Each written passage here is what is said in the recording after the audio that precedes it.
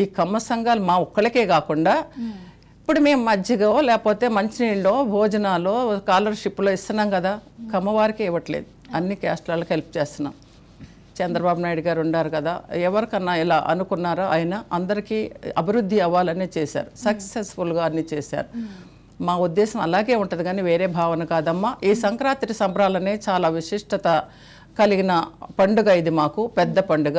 ఎందుకంటే ఆ పండుగ రోజు అల్లుళ్ళు, బంధువులు, చుట్టాలు, ఈ అంకుళ్ళు, ఏపురాళ్ళు అందరూ ఒకేసాట కలిసి ఈ వైభవంగా చేసుకునేవాళ్ళం. తర్వాత ఆడపిల్లలకి ముగ్గులు, గొబ్బెమ్మలు, కొత్త బట్టలు తీసుకునేవాళ్ళు.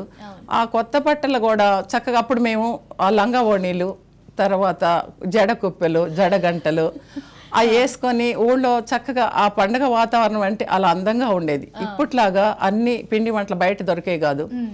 తర్వాత ప్రతి పండక్కి ఇలా బట్టలు కొనేవాళ్ళు కాదు, ఒకేసారి బట్టలు కొనేవాళ్ళు సంక్రాంతి పండగకి. అందుకని చాలా పెద్ద పండుగ మాకు ఆంధ్రాలో. అప్పట్లో అందరూ మా అమ్మ వాళ్ళు కూడా చెప్పేవాళ్ళు, పండగ అంటే సంక్రాంతి పండగ, ఆ పండగకే మా అందరికి బట్టలు కొనేవాళ్ళు. ఇప్పుడు మీకు అలా కాదు, ఏదొచ్చినా ముందే బట్టలు కొనేసుకోవడం, ఎక్కడ కనిపిస్తే అక్కడ. సంక్రాంతి పండగకి బట్టలు కొనుక్కోవడం అప్పట్లో ఒక విశిష్టత. కరెక్ట్, అందరికి అప్పుడే కొనేవాళ్ళు.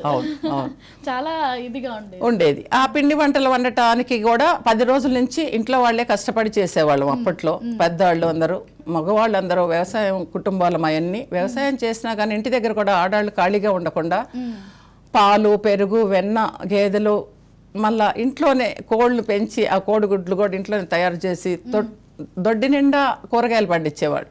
అవి మేము తినంగా మిగిలిన ఏరే వాళ్ళకి పంచేవాళ్ళు. మజ్జిగ ఎంతో మందికి దానం చేసేవాళ్ళు. అప్పుడు ఈ పాల కేంద్రాలు ఏమి ఉండేవి కాదు. అలాంటి పల్లెటూళ్ళన్నీ కళకళలాడుతూ ఉండే ఆ రోజుల్లో. ఈనాడు అవన్నీ ఒకవేళ మేమందరం సిటీకి వచ్చేసాం, మా పిల్లలందరూ ప్రపంచ దేశాలు వెళ్ళిపోయారు. దాని మూలాన కొన్ని సందర్భాలలో పల్లెటూళ్ళలో ఇంత అందంగా అనిపించకపోయినా ఈ సంబరాలు ఇక్కడ చేయాలని ఫస్ట్ టైం హైదరాబాద్లో స్టార్ట్ చేసాము.